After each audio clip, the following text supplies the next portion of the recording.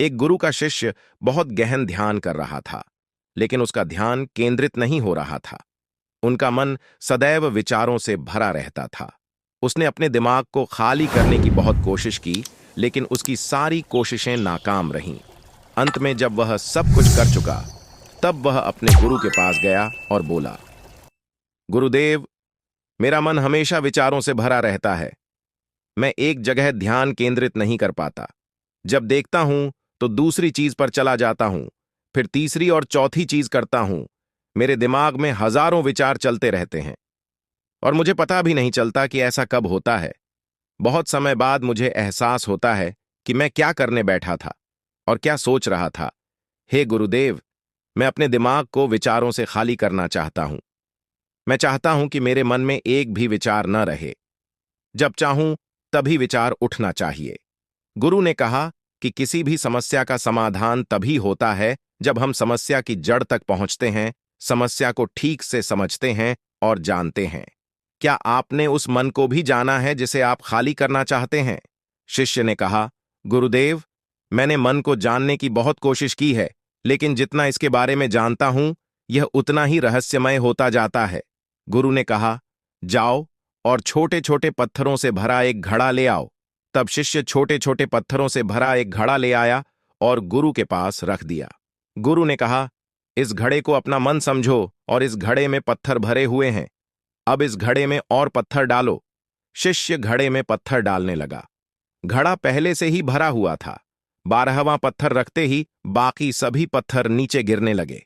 तब गुरु ने कहा, रुको और ध्यान से देखो। अब घड़े में कोई पत्थर तो नहीं आ रहे हैं, बल्कि वह नीचे गिर रही है, क्योंकि यह भर गया है। इसमें जो भी आ सकता था वह आ गया। अब और पत्थर नहीं आएंगे। यदि आप दूसरा पत्थर लगाना चाहते हैं तो पहले पत्थरों को बाहर निकालना होगा। शिष्य ने तुरंत कहा, गुरुदेव, मैं समझ गया कि आप क्या कहना चाहते हैं, कि हमें अपने दिमाग को विचारों से खाली कर लेना चाहिए। गुरु मुस्कुराए और गुरु ने कहा, पहले पूरी बात समझो और फिर दिमाग को खाली करो। गुरु ने कहा कि हमारा मन इस घड़े के बिल्कुल विपरीत है। तुम घड़े को पत्थरों से तो भर सकते हो, लेकिन मन को विचारों से नहीं भर पाओगे। मन हमेशा खाली रहता है। शिष्य ने कहा, गुरुदेव, मुझे कुछ समझ नहीं आ रहा है। अगर दिमाग हमेशा खाली रहता है तो हम उसे खाली करने की कोशिश क्यों करते रहते हैं? इसकी क्या जरूरत है? गुरु ने कहा, इस घड़े से एक एक करके सारे पत्थर निकालो। शिष्य ने वैसा ही किया और घड़े से एक एक पत्थर निकालता रहा और अंत में घड़ा खाली हो गया। गुरु ने कहा, देखो, तुमने एक एक पत्थर निकाला। यह घड़ा खाली हो गया है। अब आप इस घड़े में कोई भी पत्थर डाल सकते हैं, दूसरा पत्थर डाल सकते हैं, या फिर वही पत्थर दोबारा डाल सकते हैं। आप इसे आधा भर सकते हैं या फिर पूरा भर सकते हैं। शिष्य ने कहा, गुरुदेव, मैं भी ऐसा ही हूं। मैं बता रहा हूं कि मन को खाली करना है। ये तो पत्थर हैं, इन्हें आसानी से निकाला जा सकता है और घड़ा खाली किया जा सकता है, लेकिन मैं अपने मन को कैसे खाली करूं? गुरु ने कहा, इस खाली घड़े में एक पत्थर डालो और 2 पत्थर निकाल लो। शिष्य ने यह कहा, ऐसा कैसे हो सकता है कि जब इस घड़े में एक पत्थर होगा तो एक ही पत्थर निकलेगा, फिर 2 पत्थर कैसे निकल सकते हैं? गुरु ने कहा, चलो ऐसा करो, इस घड़े में 2 पत्थर डालो और 4 पत्थर निकाल लो। शिष्य ने कहा, गुरुदेव, यह कैसे संभव हो सकता है? यह कोई चमत्कारी बर्तन नहीं है कि 1 डालो तो 2 निकालो, 2 डालो तो 4। गुरु ने कहा, यह घड़ा चमत्कारी नहीं है, लेकिन तुम्हारा घड़ा यानी तुम्हारा मन चमत्कारी है। यदि आप इसमें एक विचार निकालेंगे तो इसके पीछे 2 विचार होंगे। जब आप उन 2 विचारों को पकड़ते हैं तो उनके पीछे 4 विचार उभर आते हैं और वह खाली नहीं रहता। यह मन का भ्रम है कि सब कुछ है, लेकिन कुछ भी नहीं है। शिष्य ने कहा, गुरुदेव, आप जो कह रहे हैं वह मैं समझ गया, लेकिन क्या मैं हमेशा अपने विचारों के जाल में फंसा रहूंगा? क्या मन के भ्रम से बाहर निकलने का कोई रास्ता है? बिल्कुल नहीं। और जब आप उन 4 विचारों को पकड़ते हैं तो उनके पीछे 16 विचार उभरते हैं, और ऐसा करने से विचारों की एक लंबी श्रृंखला बन जाती है और आप कहीं नहीं रुकते, एक के बाद दूसरे विचार को पकड़ते चले जाते हैं। यह मिट्टी का घड़ा पत्थरों के घड़े के समान है।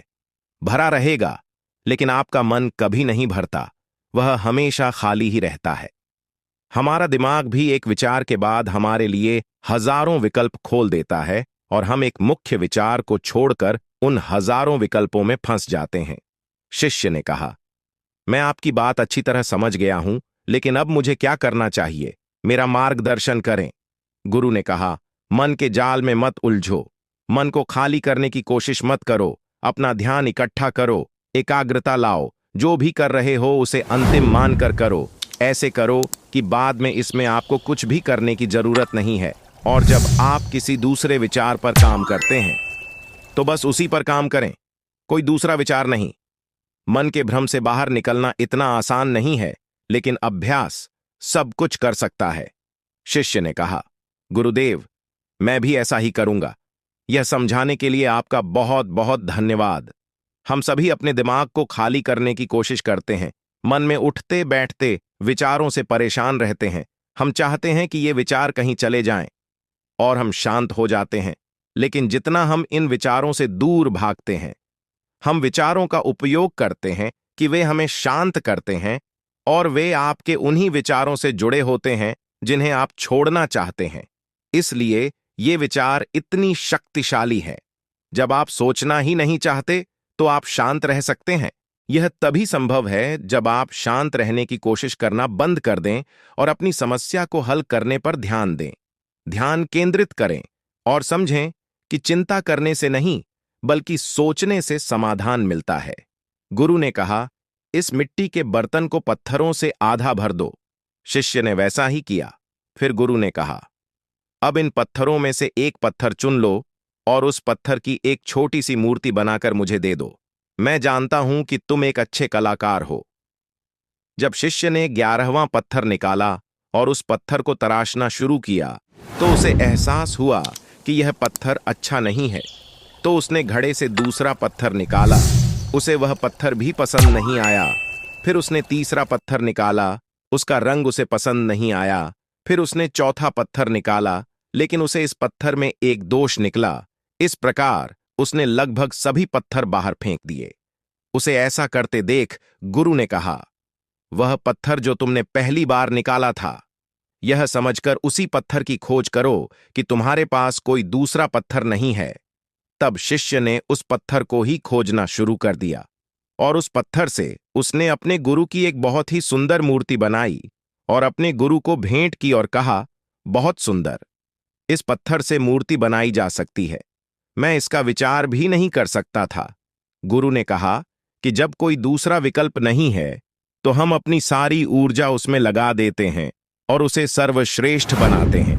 जब कोई दूसरा विकल्प है तो हम सिर्फ पत्थर चुनते रहते हैं। मान लीजिए कि मूर्ति नहीं बनाई गई है। दोस्तों, आज की यह कहानी आपको कैसी लगी और इस कहानी से आपको और क्या सीखने को मिला? कृपया यह भी हमें कमेंट करके बताएं। साथ ही अगर आपको यह कहानी पसंद आई और यह आपके लिए उपयोगी लगी तो इसे अपने दोस्तों के साथ जरूर शेयर करें।